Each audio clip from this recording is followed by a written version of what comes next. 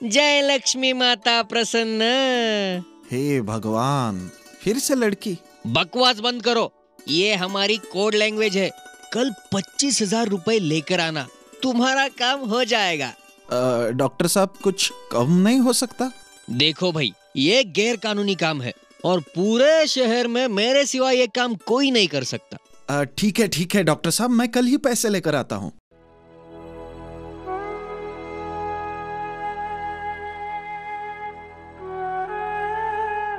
सुनिए जी, लड़की तो लड़की, इससे क्या फर्क पड़ता है?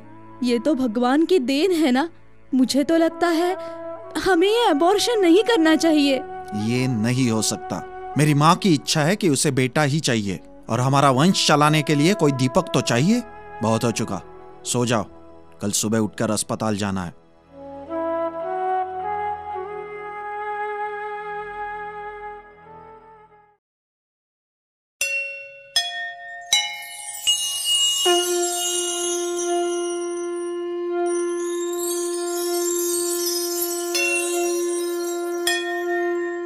जागो बालक, जागो।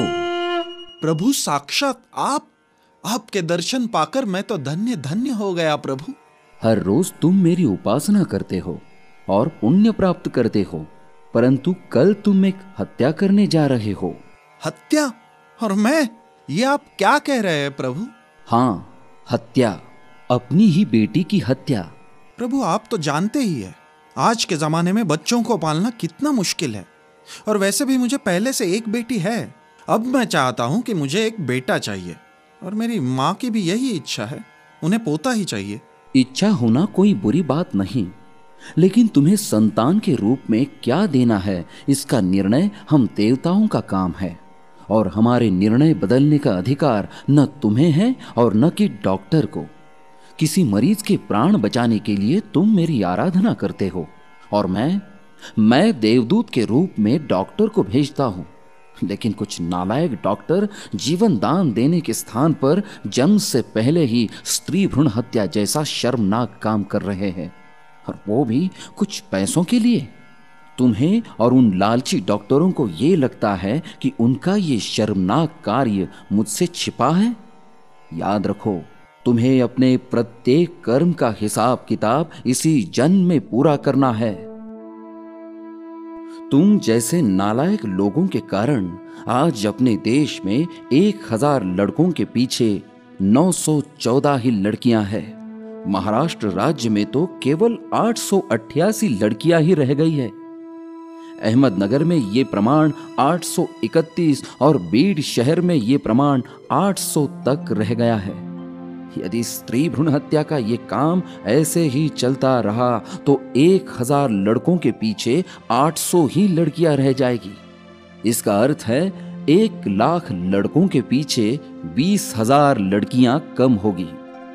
1 करोड़ लड़कों में 20 लाख लड़कियां कम होगी। मतलब 20% लड़कों को कुंवारा ही रहना होगा। मनुष्य प्राणी पर मेरा विशेष प्रेम है, इसी कारण मैंने मनुष्य को बुद्धिमान बनाया, किंतु ये मनुष्य यंत्र तंत्र की सहायता से आज देवताओं को ही ललकारने लगा है। इतिहास के पन्नों को पलटकर देखो देवताओं को ललकारने वालों का क्या हाल हुआ है। कंस मामा को याद करो, उसने कितनी कन्याओं की हत्या की। जब उसके पापों का घड़ा भर गया तो मैंने जन्म लेकर उसका वध किया।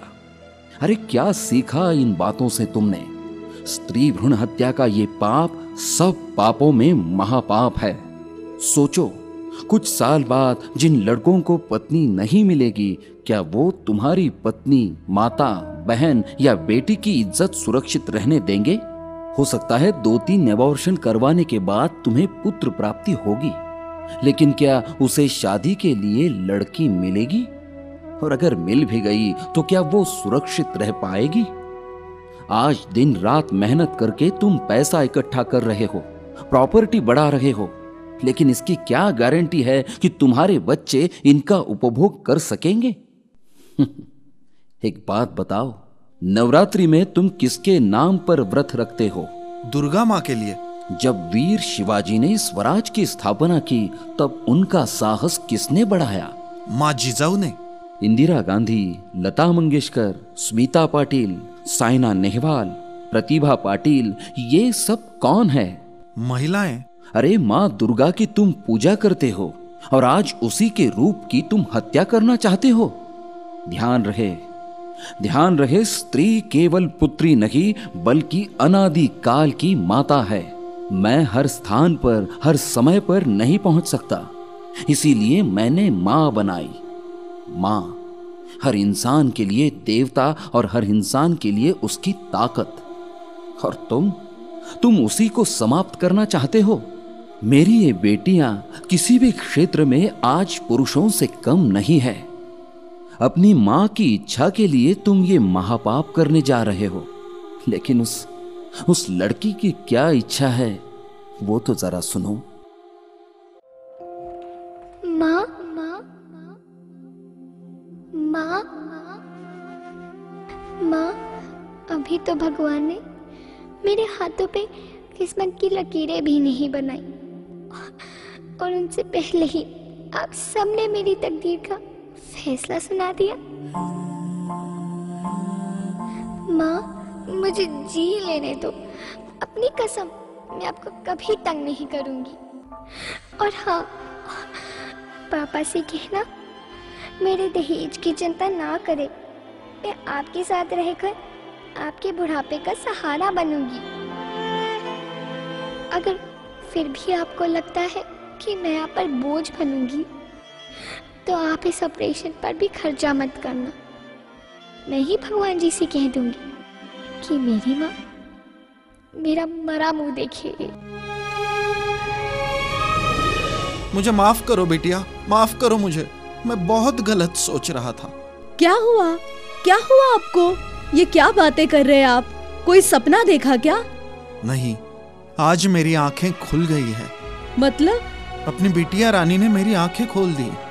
अब मैं स्त्री भ्रूण हत्या नहीं करूंगा और ना ही किसी और को करने दूंगा। ओरी चिड़ैया, नन्ही सी चिड़िया, अंगना में फिर आजा रे। ओरी चिड़ैया, नन्ही सी चिड़िया, अंगना में फिर आजा रे। अंधियारा है घना और लहू से सना, किरणों के तिनके अंबर से चुनके, अंगना में फिर आजा रे।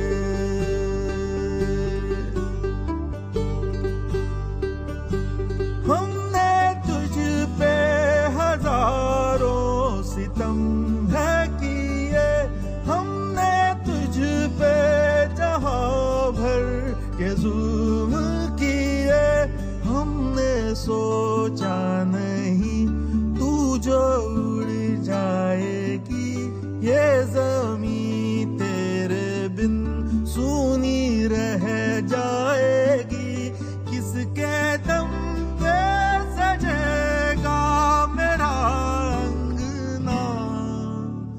ओरी चिड़ैया, मेरी चिड़ैया, अंगना में फिर आजा रे।